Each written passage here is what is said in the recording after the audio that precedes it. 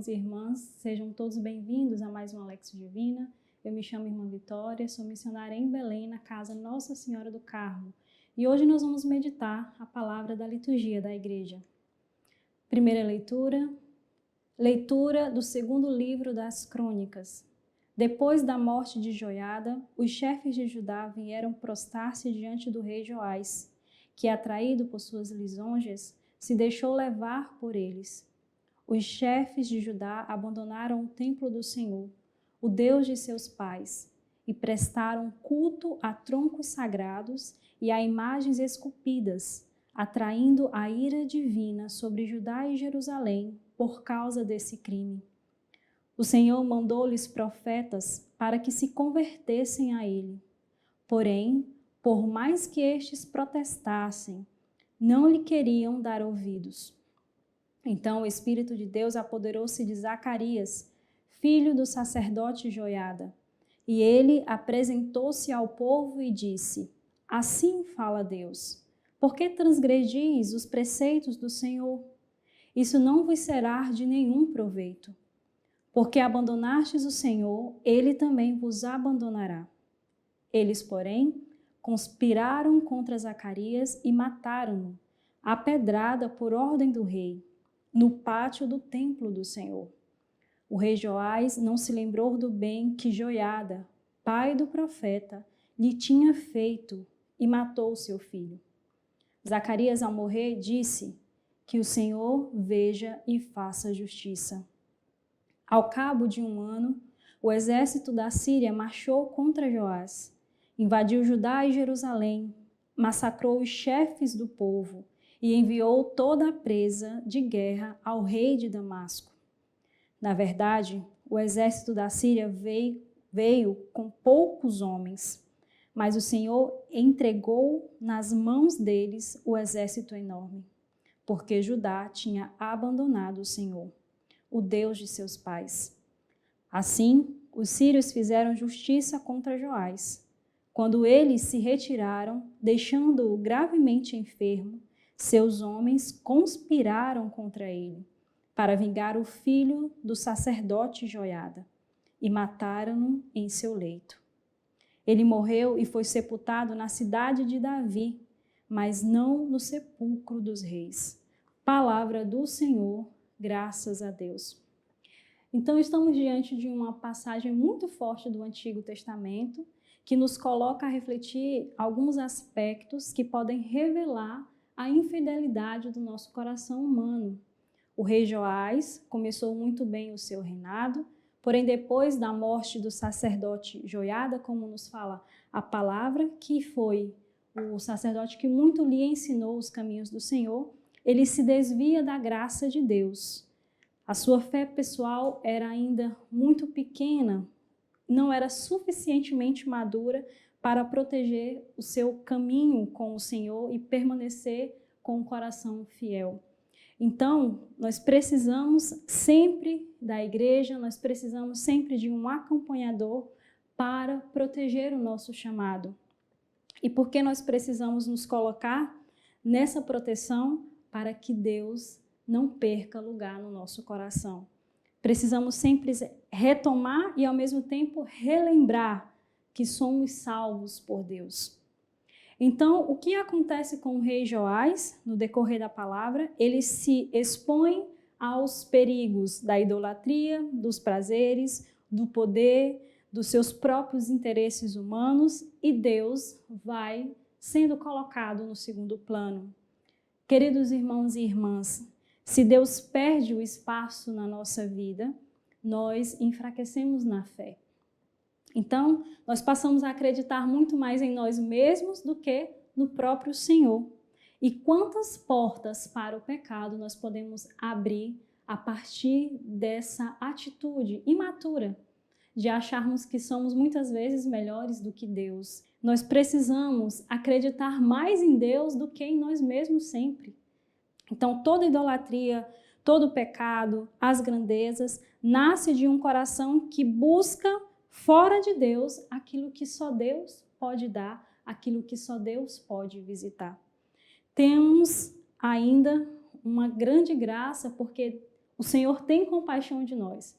Então a sua misericórdia vem nos visitar e persiste com cada um de nós, como nós vimos pela figura de Zacarias, esse homem que veio persistir para que o povo se convertesse. Quantas vezes Deus vem persistir conosco para que o nosso coração não seja desviado pelas coisas do mundo.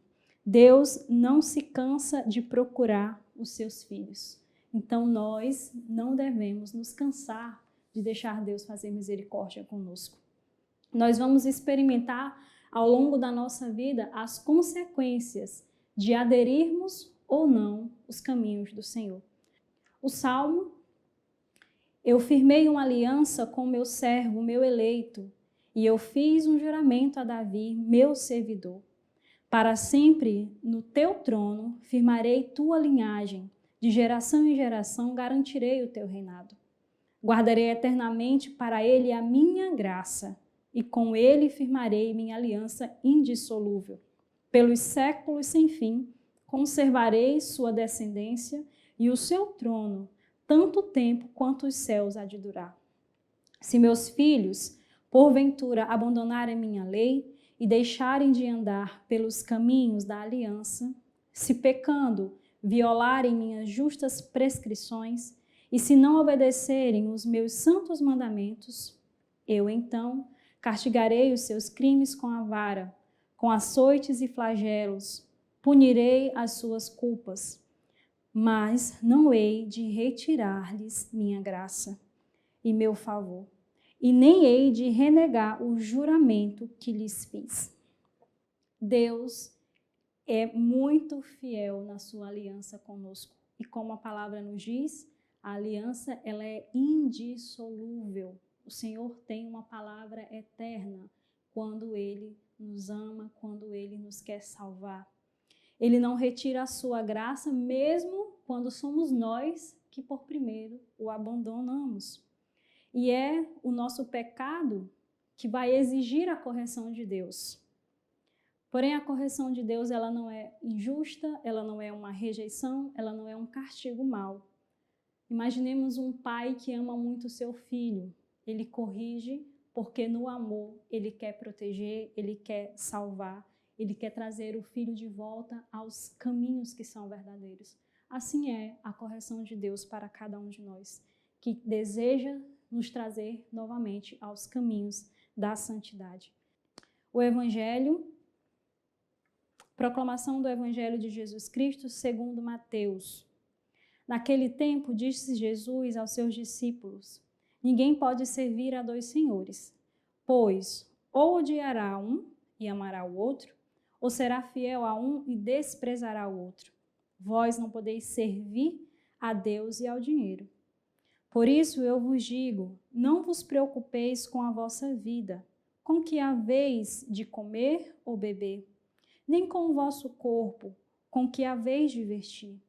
Afinal, a vida não vale mais do que um alimento e o corpo mais do que uma roupa? Olhai os pássaros dos céus, eles não semeiam, não colhem, nem ajuntam em armazéns. No entanto, vosso Pai que está nos céus os alimenta. Vós não valeis mais do que os pássaros? Quem de vós pode prolongar a duração da própria vida, só pelo fato de se preocupar com isso? E por que ficais preocupados com a roupa? Olhai como crescem os lírios do campo, eles não trabalham nem fiam. Porém, eu vos digo, nem o rei Salomão, em toda a sua glória, jamais se vestiu como um deles. Ora, se Deus veste assim a erva do campo, que hoje existe e amanhã é queimada no forno, não fará ele muito mais por vós, gente de pouca fé? Portanto, não vos preocupeis, dizendo, o que vamos comer, o que vamos beber, como vamos nos vestir? Os pagãos é que procuram essas coisas. Vosso Pai, que está nos céus, sabe que precisais de tudo isso. Pelo contrário, buscai em primeiro lugar o reino de Deus e a sua justiça, e todas essas coisas vos serão dadas por acréscimo. Portanto, não vos preocupeis com o dia de amanhã, pois o dia de amanhã terá suas preocupações. Para cada dia bastam seus próprios problemas. Palavra da salvação. Glória a vós, Senhor. O que acontece muitas vezes, nós buscamos organizar todas as coisas em nossa volta, as nossas necessidades, as nossas prioridades, o que é importante, o que é urgente, o que é necessário. Contudo, Deus, que deve ser a nossa prioridade inegociável e mais importante, muitas vezes fica em segundo lugar. Isso por quê? Porque nós temos um coração partilhado. Mas o nosso coração deve escolher a quem ele pertence. Aí eu vou fazer uma pergunta. A quem pertence o teu coração? Quem governa o teu coração? Qual é a prioridade da tua vida? O Senhor não condena as posses, não condena as riquezas, os bens, mas a escravidão do coração que elas podem nos trazer. O problema não é ter posses e nem riquezas, mas ser possuídos por elas. Aqui hoje o Evangelho vem nos alertar. Santo Agostinho nos diz que aquilo que tu amas torna-se o teu Senhor. Queridos irmãos e irmãs, o dinheiro é muito bom. Ele é um bom servo, mas precisamos saber que ele é um péssimo Senhor. Então, cuidado com aquilo que é incompatível na vossa vida. Viver para Deus e fazer do dinheiro as suas posses e a sua segurança não é algo confiável, não é algo bom. Não amem mais o dinheiro do que a Deus. Confiemos na providência de Deus. Confiemos no poder de Deus que não passa. O dinheiro passa, as coisas passam e a gente ainda pode ficar preso. Ainda corremos o risco de sermos aprisionados. São Francisco nos diz, quanto menos possuímos, mais livres somos para possuir a Deus. O Evangelho vai falar também, olhai para os pássaros, para os lírios dos campos. Nem Salomão se vestiu com tanta realeza. E aqui eu convido você a refletir sobre a generosidade de Deus. Ele cuida de toda a sua criação, mas nós que somos a sua criação em semelhança, Deus cuida muito mais, Deus ama muito mais. Nós temos um Pai celeste muito generoso que cuida de cada detalhe das nossas necessidades. Confiemos bem mais no Senhor. Quando o reino de Deus ocupar o primeiro lugar nas nossas vidas, as demais coisas serão ordenadas. As demais coisas terão o seu lugar correto, mais correto possível. Mas por primeiro, amemos o reino de Deus.